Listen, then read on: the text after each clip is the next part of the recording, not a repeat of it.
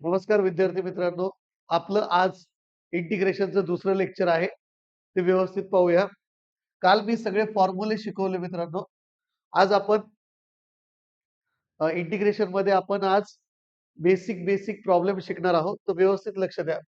Integration of 10 raise to x plus x raise to 10 plus E raise to X हा आपला पहिला problem मित्रांनो. मी तुम्हाला फॉर्म्युले काल शिकवले तरी पण आज सुद्धा बाजूला फॉर्म्युले लिहून देईन. 10 raise to x plus x raise to 10 plus E raise to X. सगळ्यात पहिले इंटिग्रेशन मध्ये काय करायचं मित्रांनो? सेपरेट करायचं. इंटिग्रेशनला काय करायचं? सेपरेट करायचं. कसं सेपरेट करायचं? सगळ्यात पहिले तर आपण पाहायचं की याच्यात डायरेक्ट फॉर्म्युला वापरता येईल का? तर डायरेक्ट फॉर्म्युला वापरता येण्यासाठी बघा इथं ए रेज टू एक्स चा फॉर्म्युला अप्लाय होतो.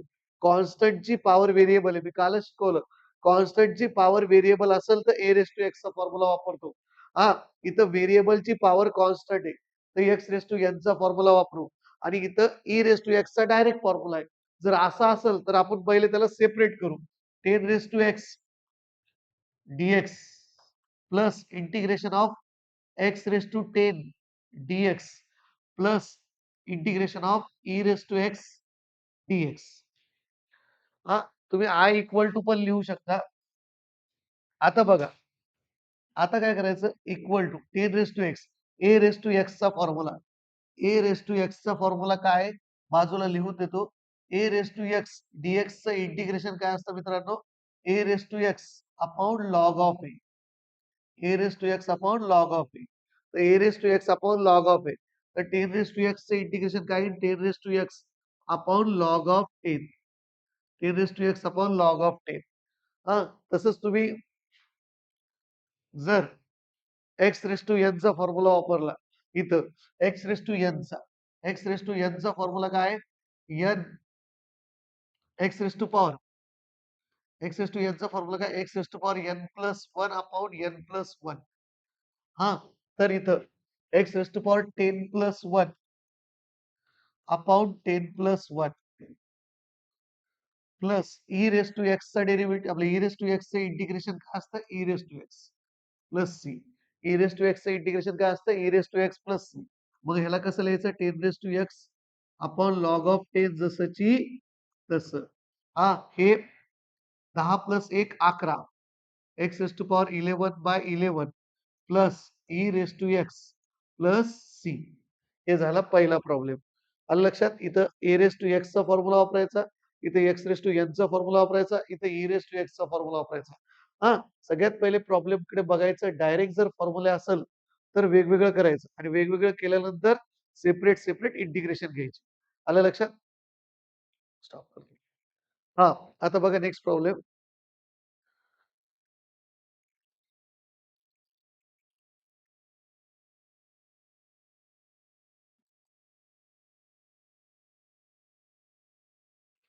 रेड होऊन जातो. आता बघा, त्याच्यासारखाच एक प्रॉब्लेम घेतो मित्रांनो मी. 5 raise to x plus x raise to power 5 plus E raise to x dx. Same त्याच्यासारखा एक प्रॉब्लेम आहे. आता ह्याच्यात पण बघा, directly a raise to x चा फॉर्म्युला आपल्याला ए रेज टू एक्स चा फॉर्म्युला वापरता येतो. इथे एक्स रेज टू एन चा फॉर्म्युला वापरता येतो. इथे ई रेज टू एक्स चा फॉर्म्युला वापरता येतो. तर सेपरेट करायचं integration. A raise to x dx plus x raise to N DX plus E raise to x dx. आता बघा, आय इक्वल टू लिहून टाकायचं एकदा. ए रेज टू एक्स चा फॉर्म्युला काय? A raise to x upon log of A. हा, plus x raise to power 5 चं काय? X raise to power 5 plus 1 upon 5 plus 1. नंतर ई रेज टू एक्स चं इंटिग्रेशन काय आहे? E raise to x. आता पहा, plus c plus C.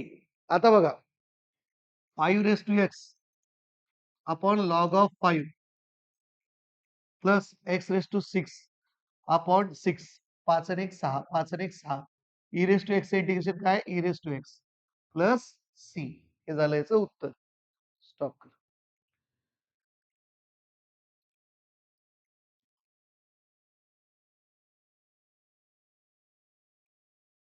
Bus bus.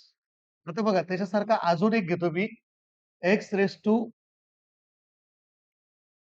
4 plus 4 raise to x plus E raise to x dx.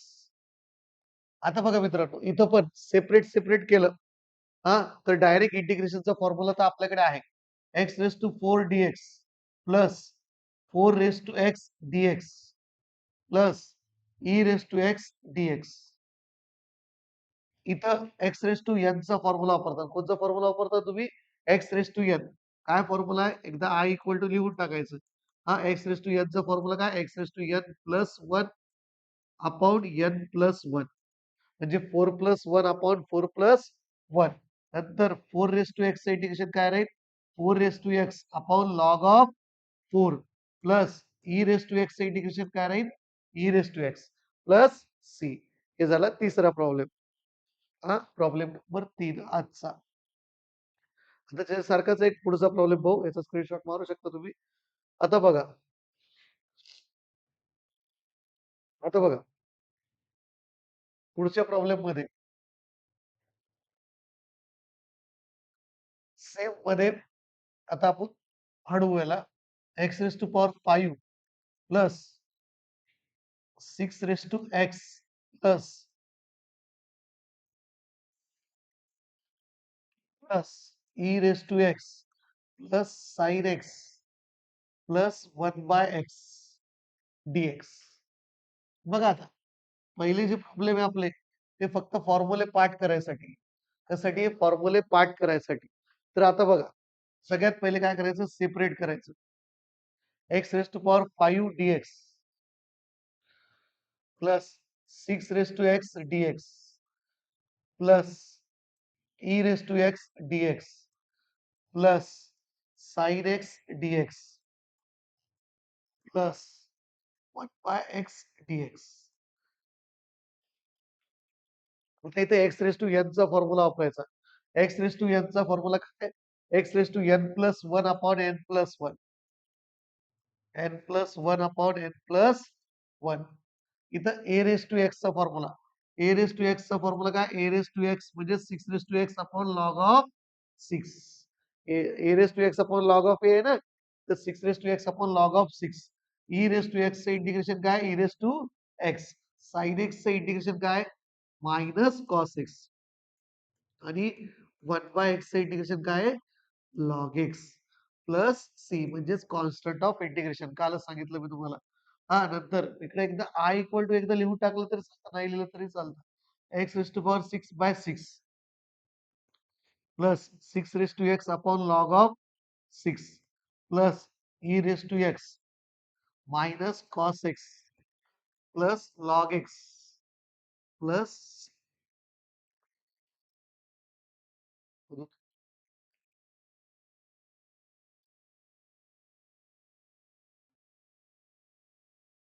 तर बघा पुढचा problem मित्रांनो e raise to log x dx. आता हा थोडा वेगळा आहे. Integration of e raise to log x dx. हा आय इज इक्वल टू घेतला प्रश्न असा लिहू इव्हॅल्युएट म्हणून प्रश्न येतो किंवा solve e raise to log x dx. आता काय करायचं मित्रांनो इकडे लक्ष द्या. आता e raise to log x dx आहे. हा तर ह्याला काय करायचं ई आपल्याकडे डायरेक्ट फॉर्म्युला असा कोणताच नाहीये की ई रेस टू एक्स चा फॉर्म्युला आहे आपल्याकडे पण e raise to log x चा फॉर्म्युला नाहीये. पण आपल्याकडे बेसिक रूल आहे लॉगरिथमचा. जर ई च्या डोक्यावर लॉग असेल ई ची पॉवर लॉग असेल तर ई आणि लॉग हे जातं आणि फक्त एक्स राहतं. ई आणि लॉग हे जातं आणि फक्त काय राहतं एक्स. तर मग आपण काय करू शकतो I is equal to x लिहू शकतो एक्स डीएक्स. आता ह्याची पॉवर काही नाही म्हणजे किती मित्रांनो 1. काही नाही म्हणजे किती आहे 1. तर ह्याला एक्स रेस टू एन चा फॉर्म्युला वापरू शकतो. X raise to n plus 1 upon n plus 1 म्हणजे 1 plus 1 upon 1 plus 1 plus c म्हणजेच x raise to power 2 by 2 plus c. X raise to power 2 by 2 plus c. तर तसाच अजून एक problem बघितला आपण मित्रांनो इथं. याचा तो फोटो मारू शकतो तुम्ही. हा पुन्हा एकदा जर असा एखादा प्रॉब्लेम बघितला e raise to power e raised to power log of x square, e raised to power log of x square dx, e raised to power log of x square dx. I is equal to let करायचं, e raised to power log of x square dx. आता बघा, जसं सांगितल्याप्रमाणे e ची power जर log असेल, e ची power जर लॉग असेल तर e आणि लॉग काढून टाकायचं, फक्त राहतं काय एक्स स्क्वेअर. तर मग इथं काय करू शकतो आपण, ई ह्याच्या जागी काय लिहू शकतो आपण, x square. I is equal to x square dx. X raise to n चा फॉर्म्युला वापरायचा. एक्स रेस टू एन चा फॉर्म्युला काय, x raise to n plus one upon n plus one plus c x cube by three plus c x cube by three plus c x cube by three plus c. याच्यासारखेच आपल्याला भरपूर problem सोडवता येते.